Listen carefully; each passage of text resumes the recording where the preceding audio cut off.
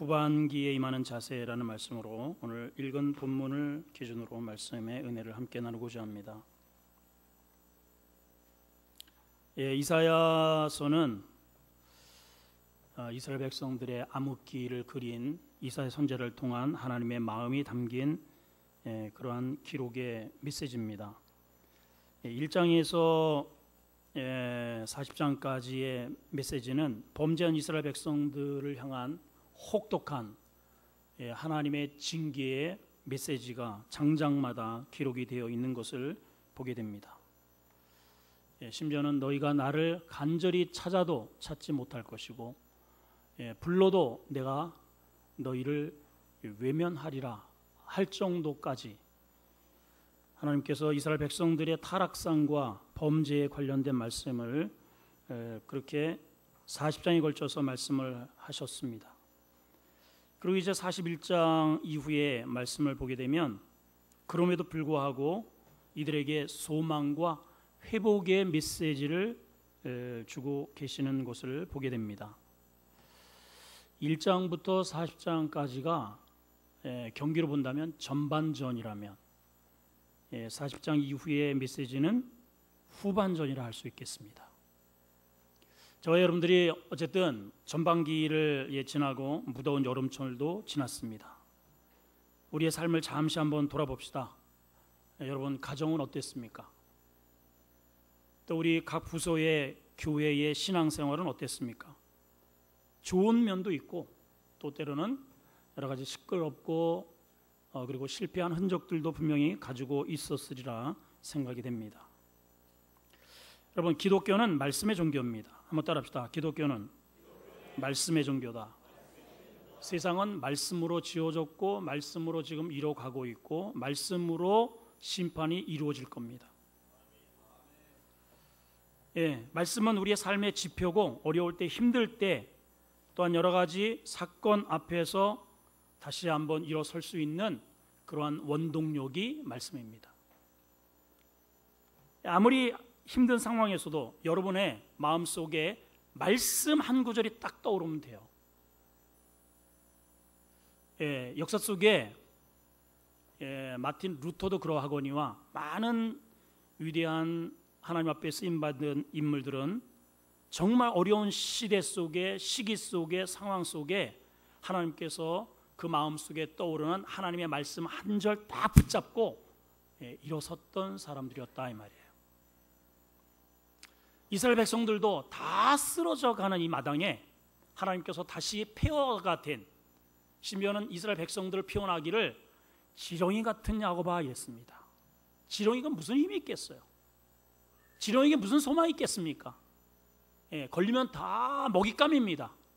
지렁이 잡아서 전부 다 물고기 먹잇감 다 하고 새들이 보자마자 다 족족 쪼아 먹어버립니다. 그 지렁이가 무슨 소망이 있고 무슨 미래가 있겠습니까?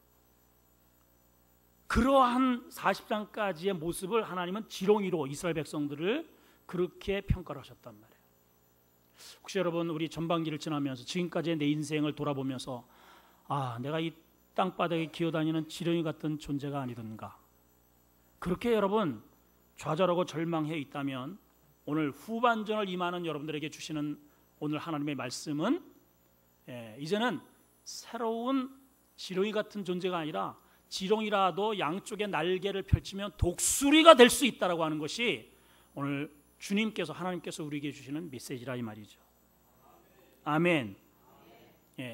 그래서 말씀의 한 구절 딱 떠올라야 됩니다. 오늘 그 말씀이 저 여러분들이 읽은 이 전반기와 후반기를 가름하는 가장 그 중심 속에 있는 그 메시지가 우리가 읽은 41장 10절 말씀이에요. 오늘 이스라엘 백성을 지렁이같이 땅바닥에 기어다니는 지렁이 같은 존재로서의 이스라엘 백성들의 심정으로 오늘 41장 10절을 다시 한번 이스라엘 백성들의 마음을 가지고 그렇게 한번 읽었으면 좋겠습니다. 방송실 하워링을 조금 줄이세요. 자, 시작. 두려워하지 말라. 내가 너와 함께함이라. 놀라지 말라. 나는 네 하나님이 됨이라. 내가 너를 굳세게 하리라. 참으로 너를 도와주리라. 참으로 나의 의로운 오른손으로 너를 붙들리라. 아멘. 크게 아멘. 아멘. 읽기만 해도 힘이 나는 말씀입니다. 이 말씀을 저는 표제를 이렇게 한번 잡아봤습니다. 오뚜기 같은 말씀이로구나. 무슨 말씀이요? 오뚜기 말씀이에요. 오뚜기 말씀. 오뚜기가 특징이 뭐예요? 발로 차도 막 움직여 다시 일어납니다.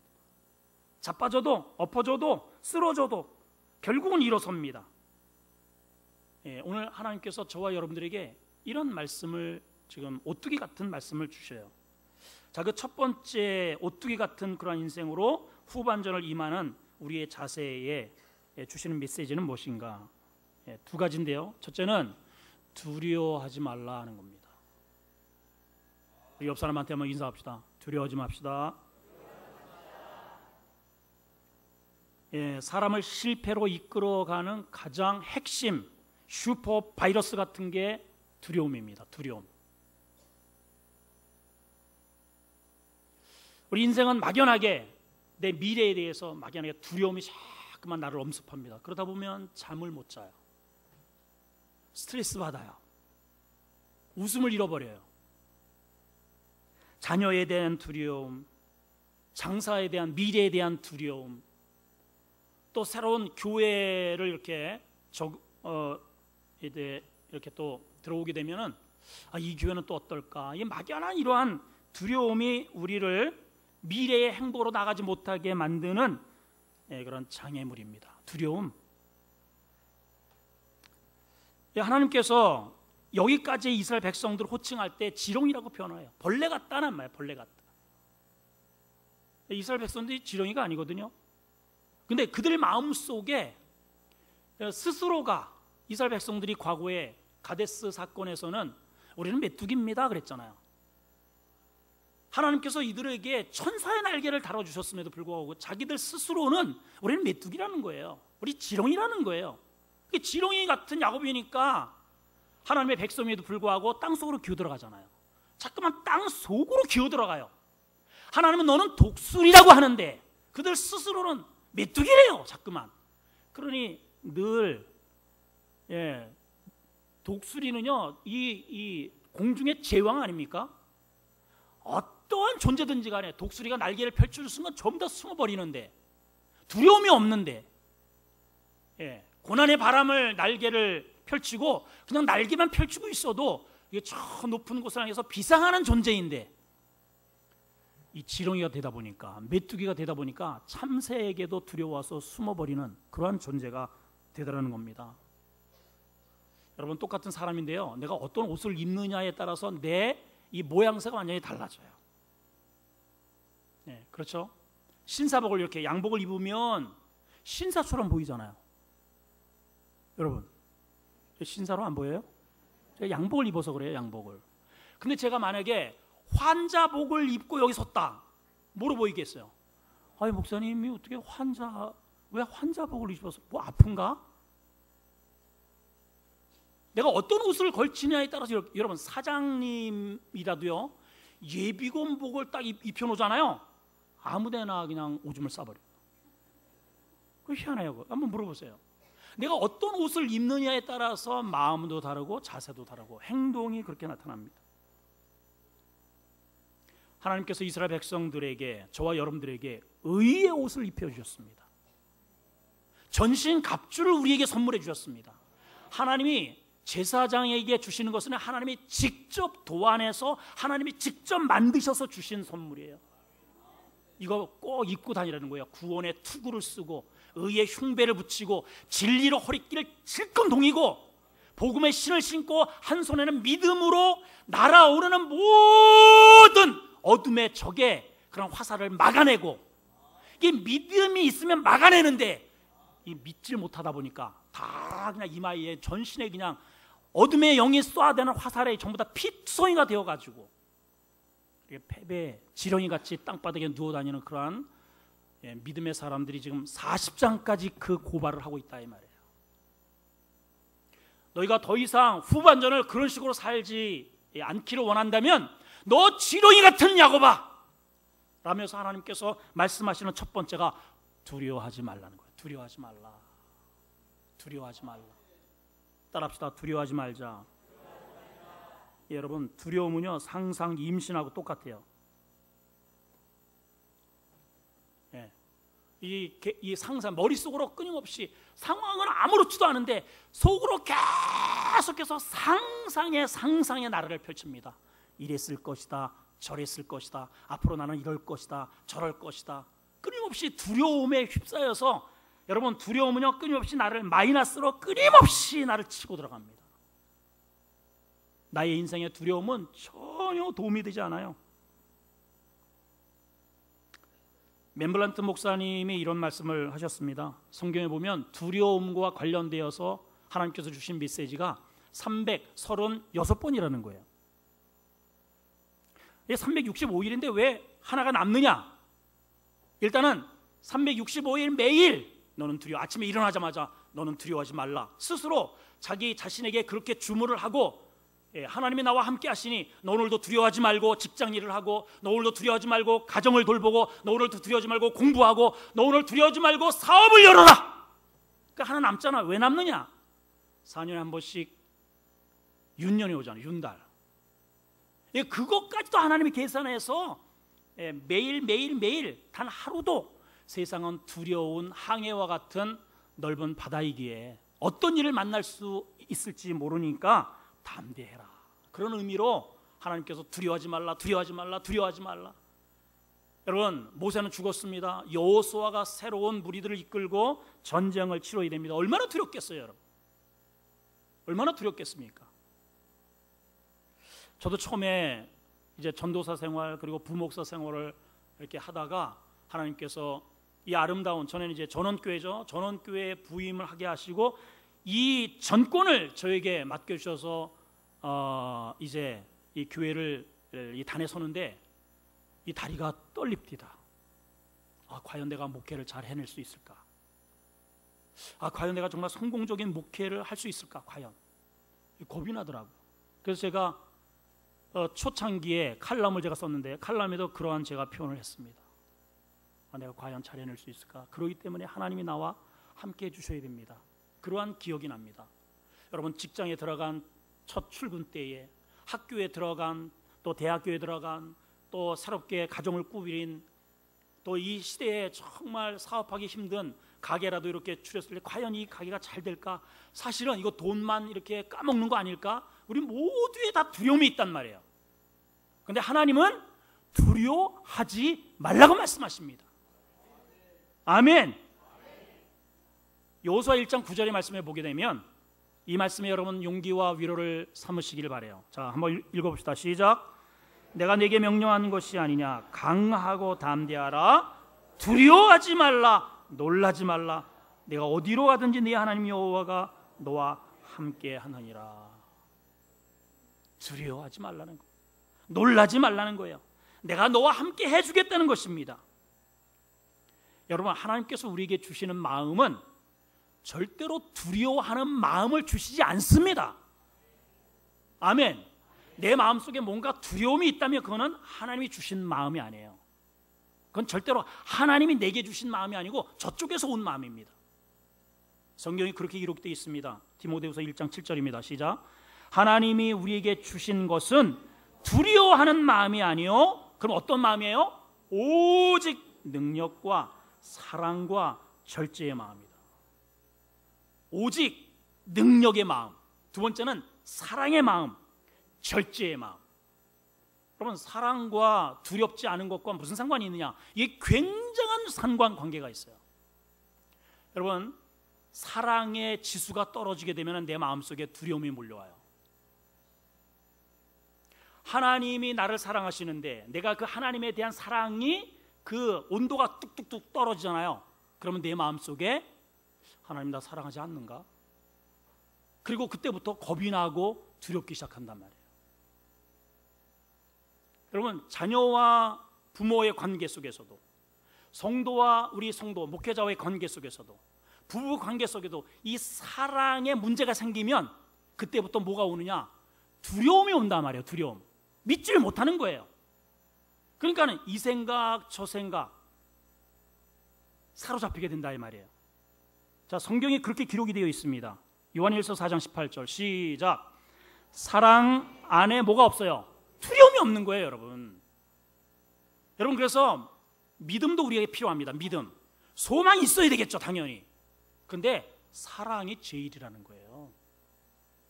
이 사랑의 전선에 문제가 없으면 여러분, 성경 오죽하면 고린도서 13장에는 사랑장으로 우리가 잘 알고 계시죠? 내 몸을 불태워 내어줄 만큼의 그러한 용기와 그런 헌신과 그런 대단한 결심이 있어도 그 안에 사랑이 빠져버리면 울리는 꽹과리라는 겁니다.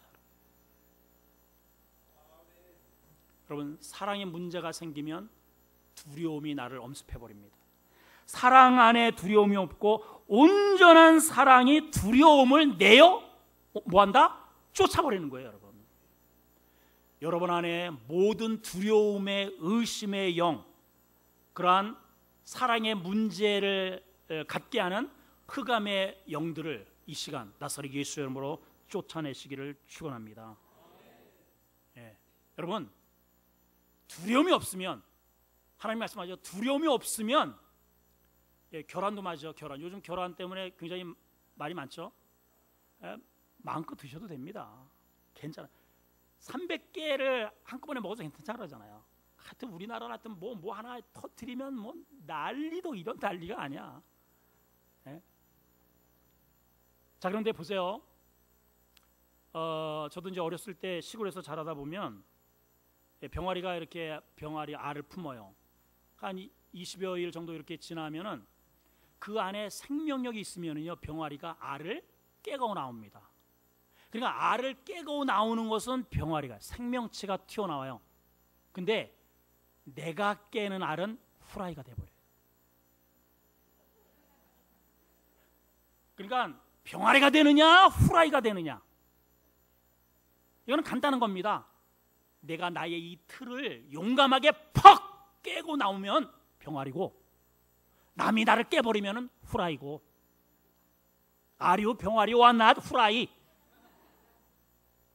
여러분, 두려워하지 마세요.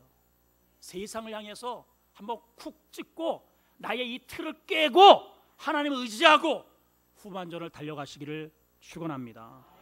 예, 그러시면 하나님이 도와주신다고 그러잖아요. 두 번째는 놀라지 말라는 거예요. 놀라지 말라. 따라합시다. 놀라지 말. 우리가 갑자기 이런저런 소식을 접하게 되면 이렇게 깜짝깜짝 놀랍니다. 막 경기를 합니다.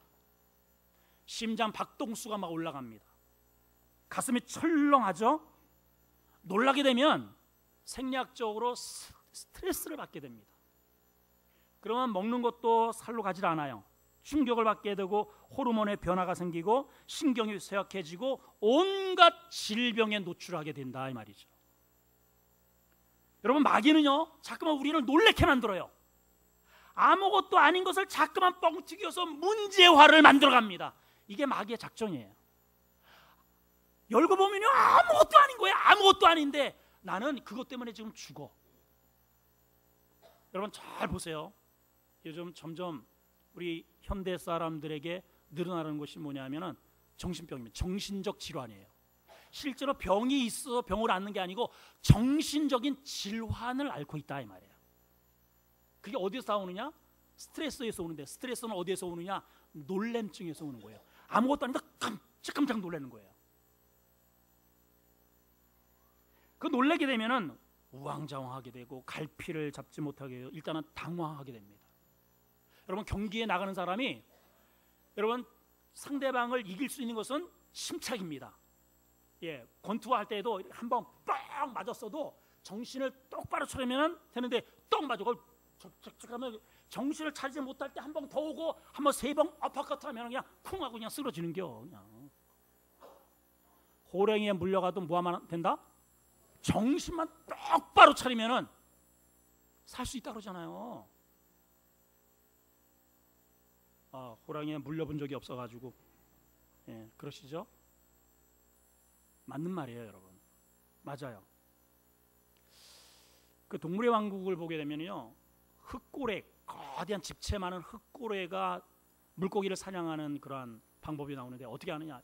이 날개 쭉 이 하나가 10m입니다. 여기서 저만큼이에요. 어마어마하게 날개가 그렇게 커요. 지느러미 2개 있잖아요.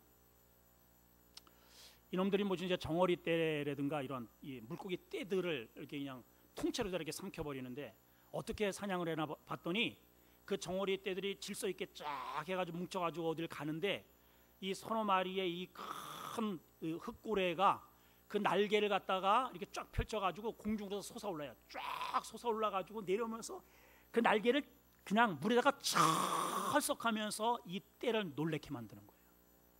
그러면 이놈들이 막 그냥 이게 혼비백산해서 일단은 방향을 잃어버려요. 예, 방향을 잃어버리고 어느 정도 이렇게 대열을 이렇게 흩어져 가다가 점점 더 똘똘 뭉쳐가지고 한 곳에 이렇게 삥 둘러싸가지고 이렇게 되는 거야. 그러니까 얼마나 먹기 좋아. 일단 방향을 잃어보니까는 정신을 못 차려. 그러면 이놈들이 바다 밑으로 더 쑥 내려가가지고 여기 이렇게 뭉쳐 있으니까는 서너 마리가 올라오면서 입만 벌리면 돼. 입만 벌리면 이게 다 입속으로 쑥 그냥 들어가 버리더라고요. 마귀가 저와 여러분들을 그냥 한꺼번에 이 부서를 가정을 내 인생을 통째로 삼키는 가장 좋은 방법은 놀래키는 거예요. 그러나 여러분 암 말기입니다 라는 말을 들어도 암이에요? 할렐루야. 이번에도 하나님께서 기도하게 하시네요.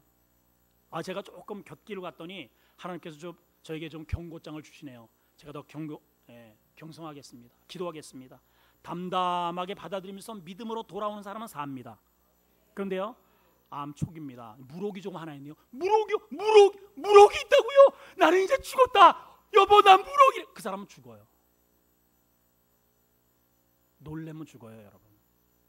마귀는 아무것도 아닌 일을 가지고 자꾸만 확장을 시켜요. 문제화 만들어요. 이슈화해요. 알고 보면 아무것도 아니야. 아무것도 아닌 걸 가지고, 문제도 아닌 걸 가지고 내 스스로가 문제를 그렇게 뻥튀겨서 이렇게 자꾸만. 그 마귀의 세상 나라는요, 뻥의 나라입니다. 뻥의 나라. 이건 전부 어둠의 세계에서 온 거예요.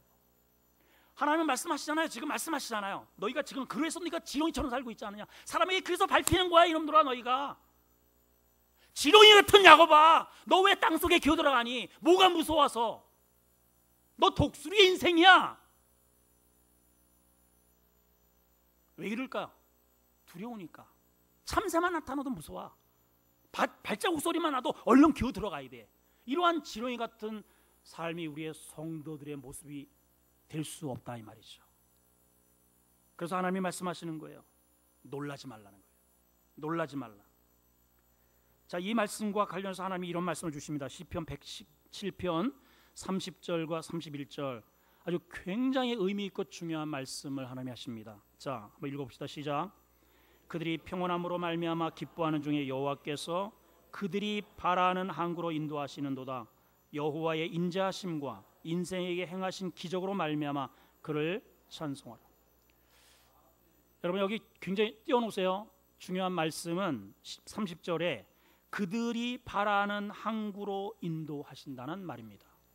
그들이 바라는 항구. 여러분들이 바라는 항구가 있잖아요. 누가 불안한 항구로 들어가겠어요? 누가 저기 총을 가지고 나를 노리는 그런 항구로 들어가고 싶은 사람이 누가 있겠습니까? 누구나 다 저 항해를 할 때 지친 그러한 이제 항해를 끝내고 안전하고 나를 반길 가족이 있고 사랑이 있는 그런 항구로 들어가기를 원하잖아요. 아니에요? 남자는 배, 여자는 항구. 그 나를 반겨주는 그런 가족이 있는 그런 항구로 들어가기를 원한다, 이 말이에요. 만약에 항구에 돌아오긴 돌아오는데 다 잃어버리고 다 쏟아내고 겁에 질리고 파도에 막 그냥 거의 여러분 세월호의 그 트라우마가 아직도 있지 않습니까? 그런 어린아이들 세상에 그 거대한 배가 뒤집어질 줄 누가 알았겠어요, 세상에. 근데 뒤집어지잖아요. 그게 바다란 말이에요. 그게 바로 평온할 것 같던 내 가정이 하루아침에 뒤집어지고 교회가 뒤집어지고 나라가 뒤집어지는 이유는 우리가 항해하는 이 바다가 결코 만만치 않기 때문에 그렇다. 어떤 일을 만날지 몰라요, 여러분. 그러므로 여러분, 하나님과 동행하시면서 두려워하지 말라, 놀라지 말라. 오늘 하나님 말씀하시는 거, 평안함으로 말미암아 기뻐하는 중에 너희가 바라는 항구로 들어오게 하시리라. 이 가능한 것은 내 힘이 아니고 여호와의 인자하심과 인생에 행하신 기적으로 인하여, 하나님이 나를 붙잡아 주시는 그 기적으로 인하여 안전한 항구로 들어오게 하신다는 뜻입니다. 이런 은혜가 있기를 축원합니다. 축원합니다. 예, 우리 후반전 이렇게 맞아야 됩니다. 전반전은 우리가 지렁이처럼, 메뚜기처럼 혹시 그렇게 우리가 살았을지언정, 우리 후반전에 우리 옆에 또 미레모아도, 예, 도레미라도 미레모아도 하여튼 뭐 도레미파솔라시도가 하여튼 들어온다니까 우리 온 성도들이 분연히 일어나서 용감하게 용기 있게 두려워하지 말고 문을 두드리면서 전도해야 할 줄 믿습니다. 자, 왜 두려워하지 말아야 되느냐? 하나님께서 우리에게 주시는 5가지의 약속이 있기 때문입니다. 이 말씀 오늘 마음속에 새기게 되시기를 바랍니다. 첫째는 임마누엘의 은혜다 하는 거예요. 무슨 은혜? 임마누엘의 은혜. 자, 보십시오. 두려워하지 말라 해놓고 내가 너와 함께 하리라. 두려워하지 말아야 할 이유를 분명히 하나님께 제시합니다. 내가 함께 하기 때문에 너는 두려워할 필요가 없어. 예.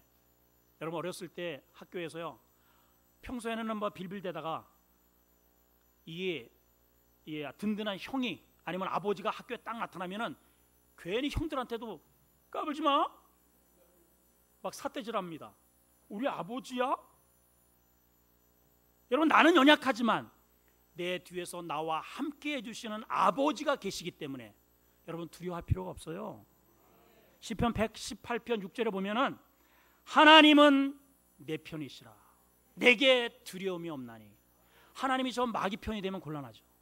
하나님이 저 질병 편이 되면 곤란하죠. 근데 다행히도 하나님이 여러분 편이라는 거예요. 하나님이 내 편이라는 거예요. 내 편. 아멘. 하나님이 내 편이라는, 내 편.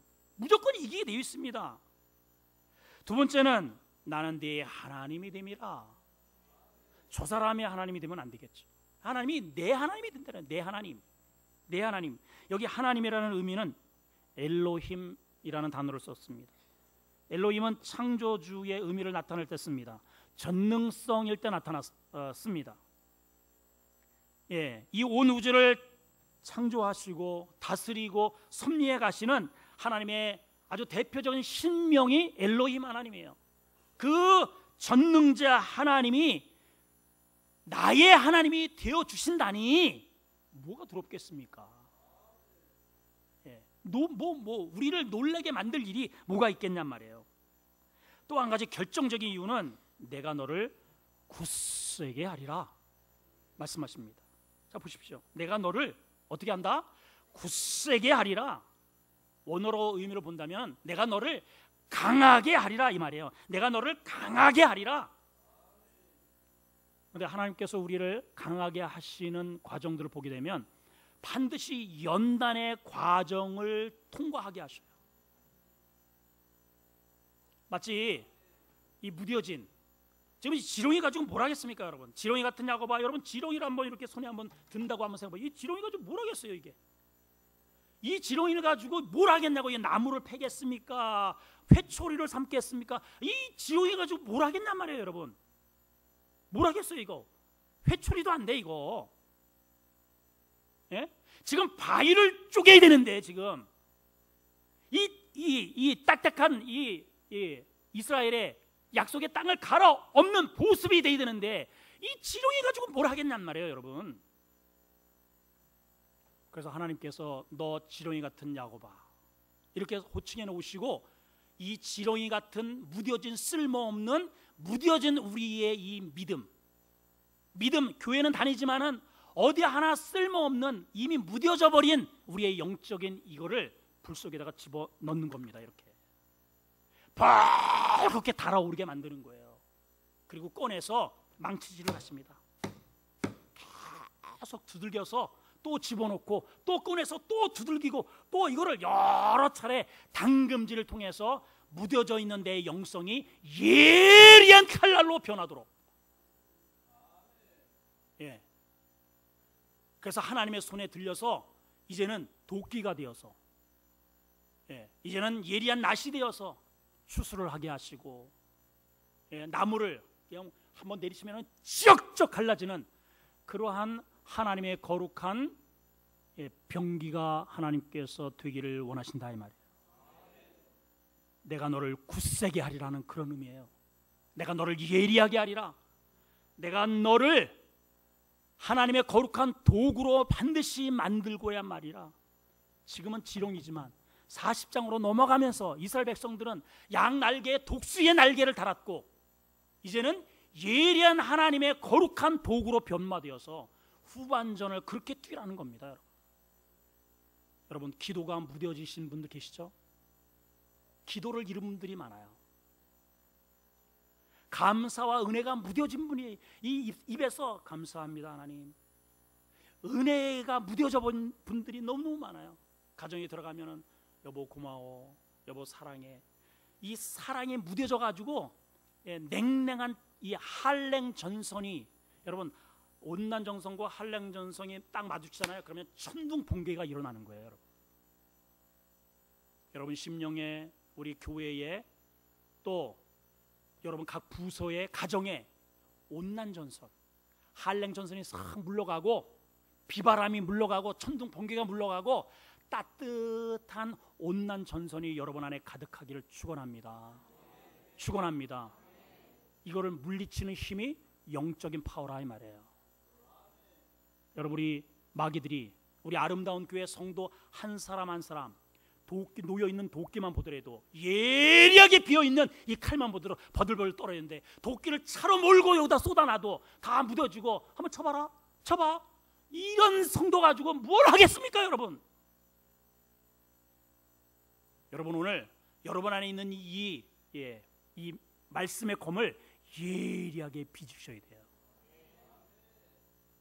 할렐루야. 구약 시대에는 저 바깥에 있는 이런 짐승을 하나님 앞에로 끌고 와서 안수를 받으면 짐승이 제물이 됩니다. 여러분들은 제물인 거예요. 그냥 사람이 아니고 제물로서의 성도인 겁니다. 우리는 이 안수를 받았습니다. 그럼 안수 받은 이 제물들은 반드시 하나님 앞에서 말씀의 검으로 죽어야 됩니다. 여러분, 이해가 되세요? 여러분, 사람의 손에 의해서 성전에 왔는데 죽지 않고 돌아가는 양들은 없어요. 그런 게 어디 있어요 여러분? 한번 구약에 어디 그런 게 있습니까? 죄를 졌기 때문에 하나님 앞에 나올 때에는 죄인으로 나왔지만은 이 안수를 받고 하나님의 말씀의 은혜 아래 완전히 죽어져서 돌아갈 때에는 각이 떠가지고 냄새만 가지고 가는 거예요. 하나님의 은혜를 들고 가는 겁니다. 여러분, 오늘 그러한 예배가 되셔야 됩니다. 자, 그러면 뭘로 죽여요? 제사장에게 칼이 있잖아요. 칼.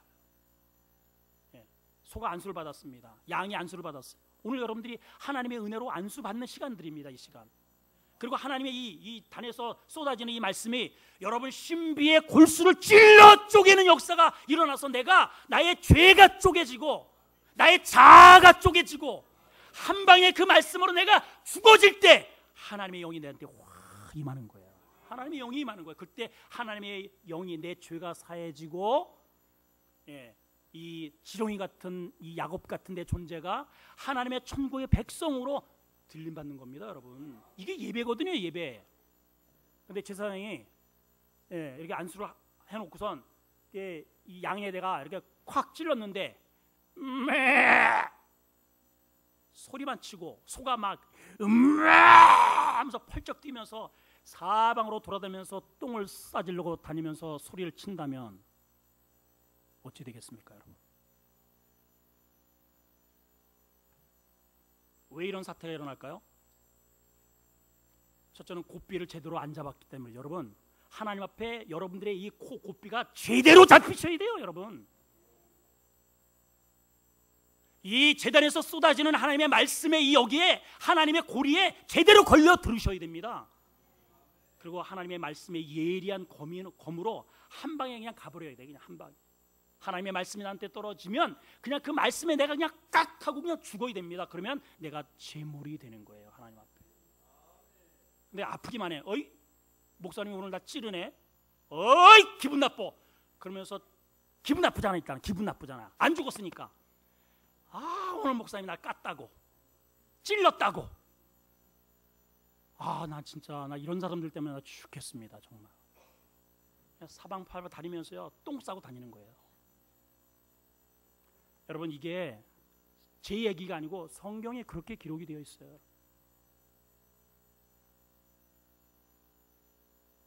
내가 참으로 너를 도와주리라. 이럴 때는요, 하나님의 도우심을 받는 사람은 철저하게 내 자아가 죽어져야 됩니다. 믿어지면 아멘. 마지막 5번째는 나의 의로운 오른손으로 너를 붙들리라. 왼손으로 붙드셔도 돼요. 근데 오른손으로 붙든다는 것은 나를 도와주신 데 있어서 하나님의 적극적인 그러한 자세와 하나님의 전권이 여기에 들어있다는 그런 의도입니다. 오른손, 직역을 하면 내 승리의 오른팔로, 이런 뜻이에요. 하나님은 진 적이 없어요. 패배한 적이 없어요. 실패한 적이 없어요. 실수한 적이 없어요. 하나님은 그 오른손에는 항상 하나님의 전권이 있습니다. 어둠의 영을 이긴 손입니다. 승리하신 손입니다. 여호와 니시의 손입니다. 여러분, 세상을 만드신 손이고 우리를 이끌어 가시는 손이고 앞으로 우리를 천국까지 인도하실 그 의로운 손이라 이 말이에요. 중요한 것은 이겁니다. 하나님이 아무나 도와주는 게 아니고 이거예요. 의로운 오른손이에요. 여러분들이 의로운 길에 설 때에 하나님께서 함께 해주시고 참으로 도와주시고 굳세게 해주시고 의로운 오른손으로 붙잡아 준다는 것이지, 내가 죄를 짓는 길에 내 욕심을 잉태하는 길에 하나님이 나를 내가 참으로 내가 너를 도와줘요, 이런 말이 아니라는 거죠. 아멘. 그러면 여러분, 후반전을 맞이하는 저와 여러분들이 어떻게 해야 될까요? 방향성을 정확하게 잡아야 되겠죠. 전반기에 지렁이 같이 내가 짓밟힌 인생이었고 숨어 지냈던 인생이었고, 그런 인생이었다면 이제는 하나님께서 내게 달려주시는 기도의 날개, 말씀의 날개를 달고 하늘을 비상하는 독수리 인생처럼 내가 참으로 너를 도와주리라, 내가 의로운 손으로 너를 붙잡아 주리라, 그 말씀을 믿고 믿음으로 순종하면서 나아가는 바로 그 사람을 도와준다는 것이지, 맨날 앉아서 이것 때문에 안 되고 나는 저것 때문에 안 되고 이 타박만 하는 사람은 하나님이 안 도와주십니다. 여러분, 우리 이 말씀을 들었으니까 귀로만 지식으로만 아는 성도가 아니고 법궤를 어깨에 메고 요단강을 뛰어드는 제사장들처럼 여러분, 주변에 있는 사람들에게 복음을 증거하고 여러분들에게 주시는 여러 가지의 재능들, 무뎌진 이러한 기도와 영성과 말씀과 신앙의 이러한 무뎌진 것들을 내가 이제는 예리하게 빌어서 하나님의 영광을 돌리리라 라고 하는 순종의 한 발을 딛는 바로 그 사람에게, 그 가정을, 그 목장과 부서를 하나님께서 오른팔로 지켜주신다고 약속하십니다. 우리 후반전 그러한 은혜로 승리하는 우리 모두가 되기를 주의 이름으로 축원합니다. 자비 하나님, 이스라엘 백성들 전반전의 결과는 지렁이 같은 그런 모습이었습니다. 독수리의 인생이 어떻게 이렇게 비참하게 땅속으로 기어다니는 그런 인생이 될 수 있었습니까? 지렁이를 가지고 뭘 할 수 있겠습니까?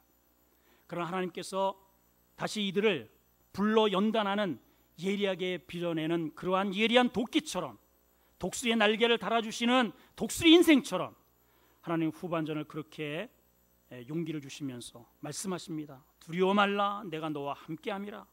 놀라지 말라, 나는 네 하나님이 되고 내가 너를 굳세게 하고 내가 참으로 너를 도와주고 나의 오른손으로 너를 붙잡아 주리라. 이 말씀 붙잡고 후반기를 출발하는 우리 모든 성도들 말씀 붙잡고 승리하며 하나님의 말씀 붙잡고 순종하는 삶을 통하여 우리 교회가 배가 되고 각 가정과 즉 또한 각 부서가 놀랍게 성장하는 은혜의 후반기가 될 수 있도록 역사해 주시옵소서. 예수님의 이름으로 기도합나이다. 아멘. 우리 다 같이 일어나셔서 결단의 찬양을 드립시다.